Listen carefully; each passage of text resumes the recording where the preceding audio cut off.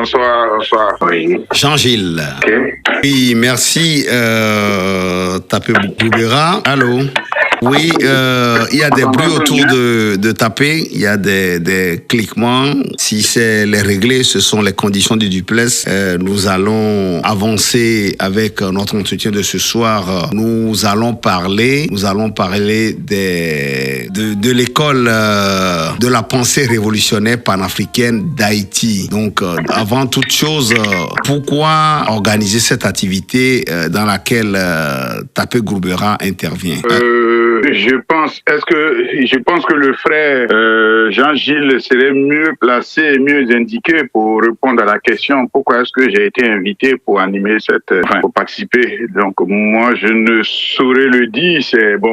Pour être franc, je ne le connais pas. Il m'a contacté via mon WhatsApp et il a voulu que je participe à une émission. Et donc à partir de ce fait-là, moi je lui ai donné mon accord de principe. Quelque temps après, il m'a envoyé.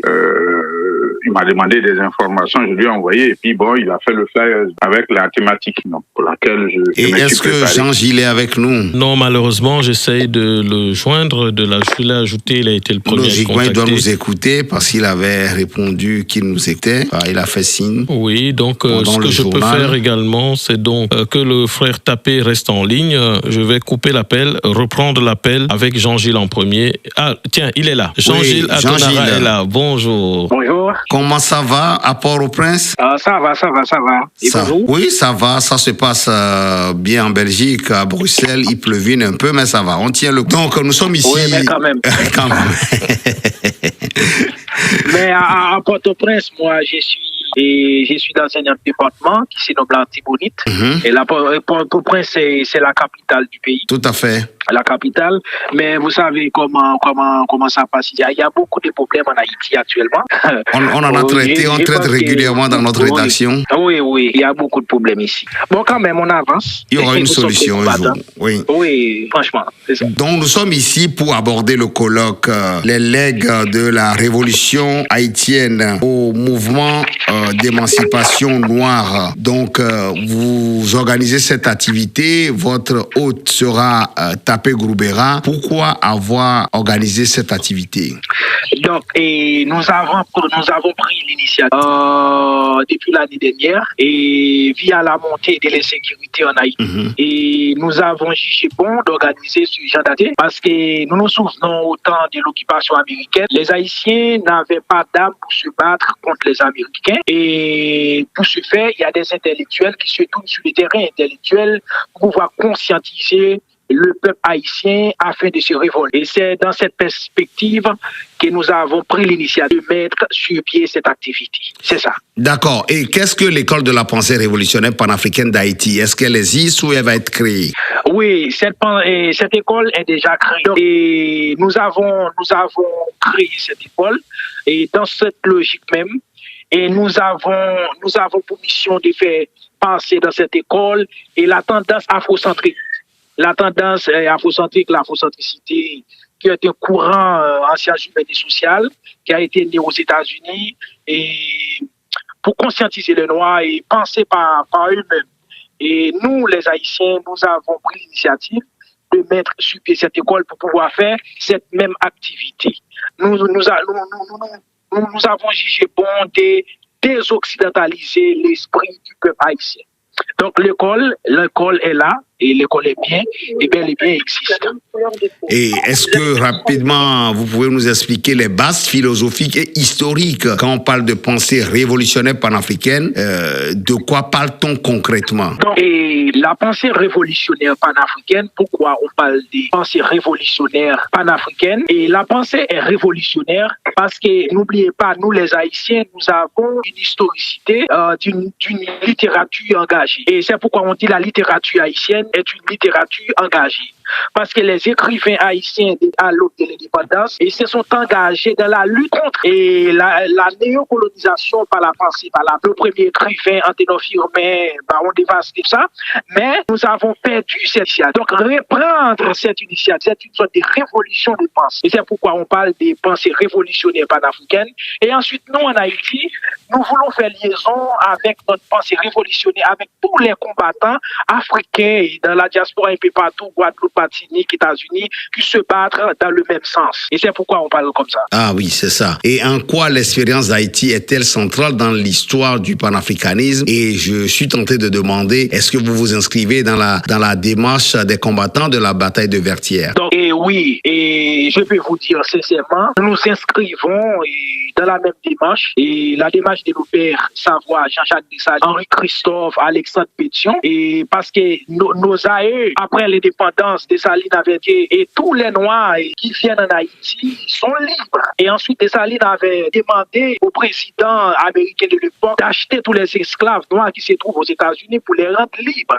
Et vous savez, même à l'aube de l'indépendance, il y a beaucoup d'Africains qui se sont venus ici. Donc, dans cette perspective, je peux dire que je m'inscris dans la droite ligne de nos aïeux. Et est-ce qu'aujourd'hui... vous avez... Oui. OK. Vous avez parlé en quoi? La révolution haïtienne. C'est ça. C'est ça. C'est ça. Est-ce que la révolution haïtienne, on peut dire qu'elle a inspiré les mouvements africains et diasporiques, selon vous? Donc, et comme nous, vous, moi, nous le savons très bien, et la révolution haïtienne, pour bien vous dire, c'est la base même du panafricanisme, parce que nous sommes le premier peuple noir à être libre. Et nous avons mis fin à l'esclavage, et ensuite, nous avons institué une nation panafricaine, pour bien vous dire. C'est la première nation panafricaine des temps modernes. Donc, ensuite, la révolution haïtienne avait inspiré beaucoup d'autres révolutions de la région même en Afrique. Vous savez, pour que les Noirs des États-Unis se révoltent, et ils ont entendu les rumeurs de la révolution haïtienne, après ils se sont révoltés. Il y a des Noirs, lorsqu'on parle de Delgrès, et Dessalines même avait parlé de Delgrès, il a même tenté d'envoyer des missions à Delgrès au Guadeloupe, et nos pères avaient contribué même à l'Amérique latine, et avaient contribué à toutes ces révolutions-là. Et pourquoi pas même dans les années 60? Et on le sait très bien, les professeurs, les intellectuels ont quitté le pays pour aller au Congo, pour contribuer sur le plan intellectuel après l'émancipation des pays africains. Et nous avons ensuite un diplomate qui se nomme Émile Saint-Lô, qui a tant contribué à l'émancipation des peuples africains. À l'époque, les pays africains étaient sous la domination de l'Occident. Alors que nous étions membres de l'ONU à l'époque. Et nous avons combattu, nous avons pris la parole pour défendre l'émancipation du peuple haïtien et tous les Noirs qui se sont retrouvés dans la diaspora. Pour ce faire, la révolution haïtienne, c'est la base même du panafricanisme. Et c'est l'idéal fondateur, et c'est l'idéal qui inspire, pourquoi pas, tous les noirs, tous les mouvements d'émancipation noire à travers le monde. Et aujourd'hui, quels sont les grands principes défendus par cette école panafricaine? Allô? Vous êtes avec nous? Quels sont les grands principes défendus par cette école, l'école de la pensée? Vous m'entendez bien là? Oui, on vous reçoit, 7 sur 7. Bon.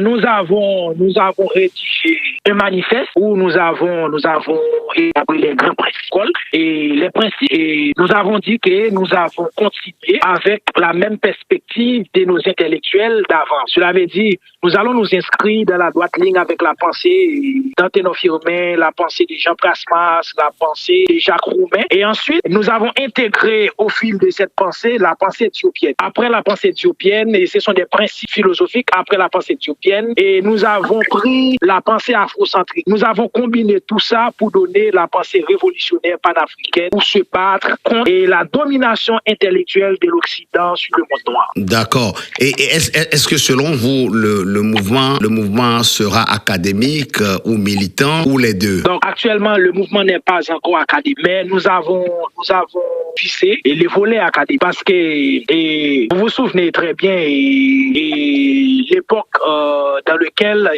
le courant intellectuel afrocentrique a été né aux États-Unis. À l'époque, c'était le mouvement Black Power et Black Panther. Donc, les Noirs des États-Unis se battaient pour qu'il y ait des quisus qui prennent en compte l'histoire du monde noir. Et vous savez, l'école haïtienne, c'est une école, pour bien vous dire, occidentalisée. Donc, nous sommes dit, nous, dans cette école de pensée, nous allons faire le même que les Black Power des États-Unis afin que nous puissions instituer la science qu'on appelle africologie. L'africologie aux États-Unis, c'est une discipline académique qui prend en compte les approches du monde noir. Eh bien, nous allons faire le même en Haïti et nous allons même solliciter l'appui de l'État pour que cette science africologique que nous défendons puisse être académique en Haïti. Et avec le temps, nous allons même créer un institut d'africologie et pouvoir académiser le mouvement. C'est dans le futur. D'accord, nous allons passer quand même à Tapé Gourbera. Tapé Gourbera, je sais qu'il est votre hôte, mais est-ce que Tapé Gourbera peut nous dire, après avoir accepté de prendre part à cette activité, est-ce qu'il peut nous dire quel est l'objectif principal de l'activité à laquelle il a souscrit? Bien, merci à la Radio Mara de nous inviter à la veille, enfin à quelques heures de cet événement assez historique. Donc je salue Yves Ledonou et Moïse Esso de nous donner cette opportunité. Bien évidemment, comme l'a expliqué tout à l'heure le frère, c'est qu'en fait nous avons accepté, nous au sein du MORAF, de souscrire à cette idée parce que elle est dans la ligne droite de notre mouvement, le mouvement pour la renaissance de l'Afrique. On ne peut pas parler de renaissance d'Afrique sans inclure ce qu'on appelle couramment maintenant les afro-descendants, ceux qui font partie de la diaspora. Donc déjà, ça c'est un élément qui est très important. Et tout à l'heure, comme l'a dit le frère, c'est que le Haïti est une référence dont on ignore sa portée, surtout au niveau de l'Afrique. On nous a tellement aliénés à telle enseigne que quand nous parlons d'Haïti avec beaucoup de mépris. En réalité, Haïti doit être replacé dans le cadre de la libération de l'Afrique. Haïti est véritablement ce creuset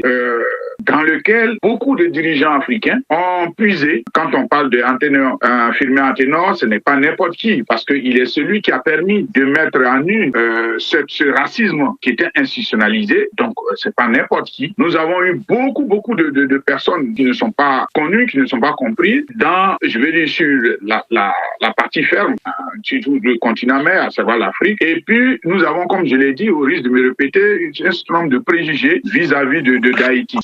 Aujourd'hui, nous sommes dans une dynamique, pour prendre l'expression que m'a utilisé le professeur Moussélé Karala, nous sommes à l'ère du verseau. Et je pense qu'aujourd'hui, des esprits sont assez ouverts pour comprendre ce qui en est. Je finis par le dernier élément. Vous savez que on est prêt à accepter Israël à entrer dans l'Union africaine. Nous, c'était peut-être l'intervention de certains, mais on refuse de prendre Haïti, qui est vraiment notre matrice d'entrer dans l'Union africaine. On accepte même de temps en temps qu'elle puisse être présente, mais pas la compter parmi nous. On a l'impression que nous avons honte de nous déclarer haïtiens, alors que grâce à Haïti, notre histoire ne commence pas à ce qu'on appelle la colonisation. Et elle montre à un moment donné que, contrairement à l'image qui a été véhiculée, sur laquelle on était des moutons qui avons accepté de rentrer dans, comment on appelle, dans ce que je peux appeler ce crime, ou bien on peut les appeler ces crimes contre l'humanité qu'on appelle couramment l'esclavage et la traite négrière, hein. On a même eu le culot de parler de commerce triangulaire, comme si nous étions prêts pour vendre nos enfants. Et donc, vous voyez que tout ça, il était question pour nous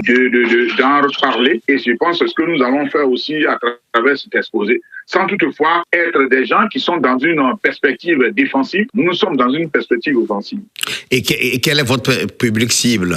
C'est tout le monde. Parce que, comme je dis, nous sommes à l'ère du verseau. Et il est important que tout le monde puisse comprendre, que ce soit les Africains qui sont sur le continent, les Africains de la diaspora, comme ceux qu'on appelle les afro-descendants, c'est-à-dire que ceux qu'on a déportés. Je voudrais, parce que dans l'exposé que je ferai tout à l'heure, je vais aussi faire des démonstrations simples, parce que généralement, on donne l'impression que quand un Africain se trouve sur le continent, enfin le continent qu'on a de manière stupidement baptisé, comment on appelle, américain, tout le monde les taxe comme descendants d'esclaves. Nous démontrons que c'est pas vrai. Nous allons démontrer tout ça tout à l'heure avec des éléments, je veux dire, scientifique à l'appui pour que les gens comprennent en réalité. Est-ce qu'on peut avoir un avant-goût de cette articulation en une minute de votre démonstration? Oui, en une minute. Bien, je vais d'abord, permettez que je mette mon plan. Je vais vous donner donc un peu le plan de l'exposé de tout à l'heure. Donc, l'exposé, nous aurons en premier lieu, nous allons donc avoir, comment on appelle, l'introduction. Après, nous allons avoir, permettez que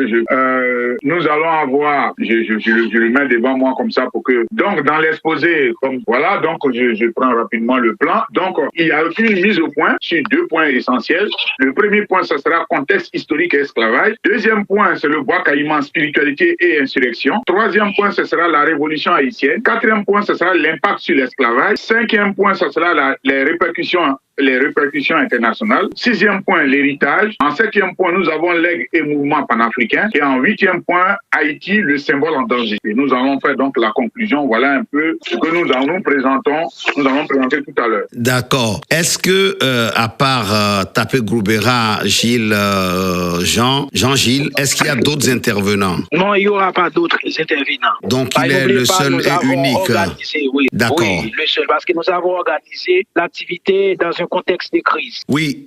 Et pourquoi avoir choisi ce thème cette année et est-ce la première édition? Non, nous sommes à la seconde édition. À la seconde édition. Donc, avant d'arriver aux informations pratiques, rapidement, dites-nous quel est l'impact et les enjeux actuels pour nos contemporains. À quoi l'initiative peut-elle contribuer à une conscientisation de la jeunesse de nos jours? Il y avait une coupure au niveau de l'Internet. J'ai pas entendu très bien la question. Oui, je demandais à quoi cette initiative peut-elle contribuer à la conscientisation de nos contemporains, en particulier les jeunes? Donc oui, cette initiative peut contribuer à la conscientisation des Haïtiens et des Africains. Pourquoi? Parce que nombreux sont ceux qui ignorent l'importance de la révolution haïtienne et dans le processus de la conscientisation et d'un peuple noir. Même les intellectuels haïtiens, tels que mon frère vient de le dire, Anténophie Romain, Jean Prasmas, et même Jean Prasmas est considéré même comme le père de la négritude, c'est un haïtien.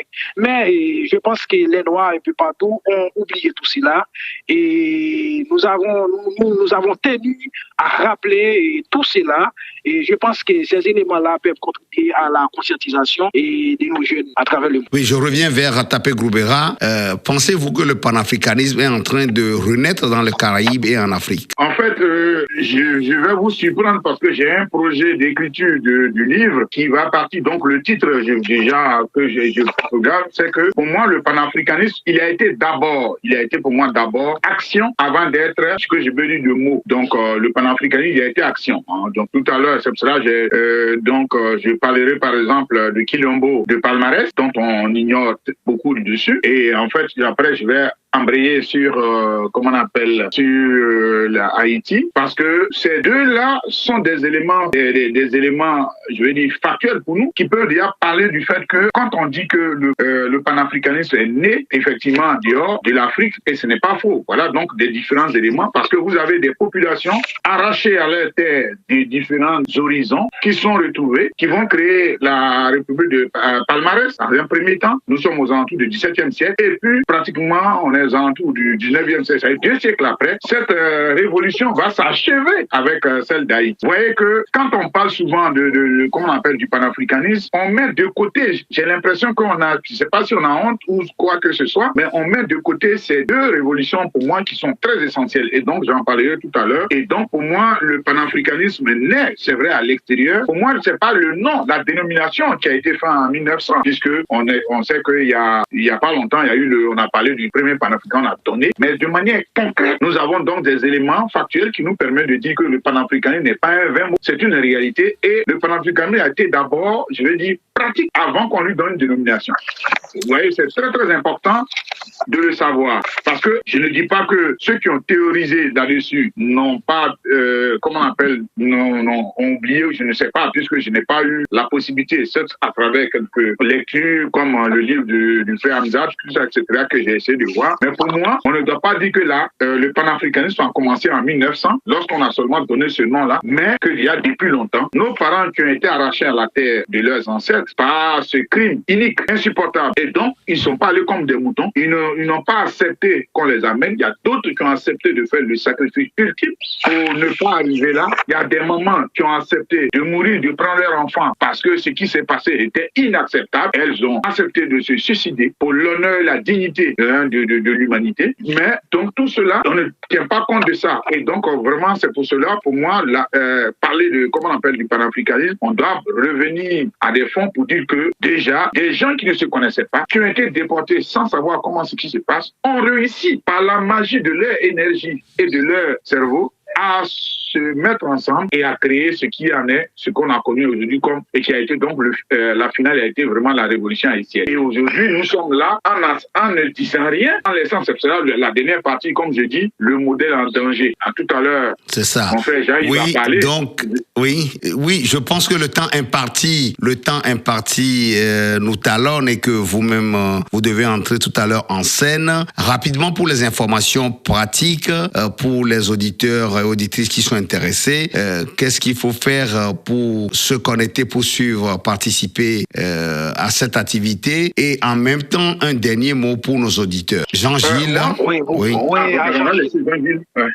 Donc je peux donner mon numéro de téléphone et on peut m'écrire et tout ça, et ensuite on peut intégrer les liens de la participation. C'est ça. Moi je voudrais ajouter que je vais essayer de tout faire pour que d'abord sur mon Facebook, donc je vais faire la connexion, je me permettrai de mettre soit le contact ou bien le lien qui va être fait que les gens peuvent utiliser. Je vais aussi utiliser mon TikTok pour que les gens puissent être connectés. Voilà donc ce que je peux proposer déjà. C'est vrai qu'on n'a pas beaucoup de moyens. Envoyez-nous le lien, nous allons essayer de le partager sur nos réseaux respectifs. Et sur ce, en tout cas, merci et plein succès à votre activité de tout à l'heure. Merci à la radio Mara. Merci à la radio. Voilà. Merci mon frère. C'est au petit matin. On a 6 heures de décalage. La précision de l'heure pour les auditrices et auditeurs, c'est à quelle heure en Haïti? 18h d'Haïti. 18h d'Haïti.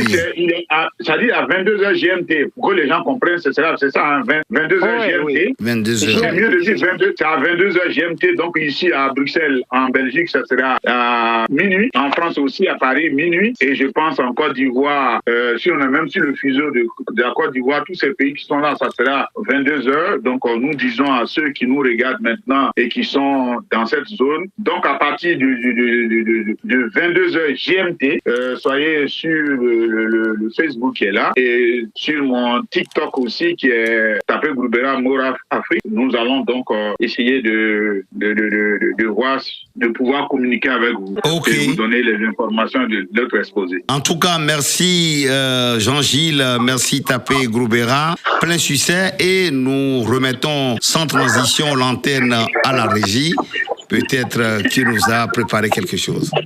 Merci, au revoir. Ok, merci. Merci. Au revoir. Merci.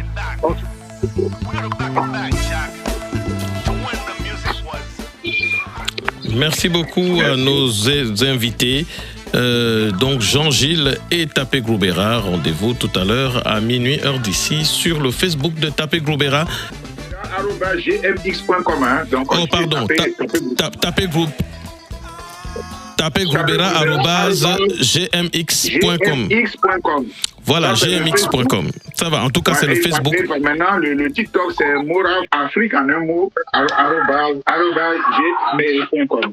Merci beaucoup. Merci. Merci à vous tous. Merci beaucoup. Merci.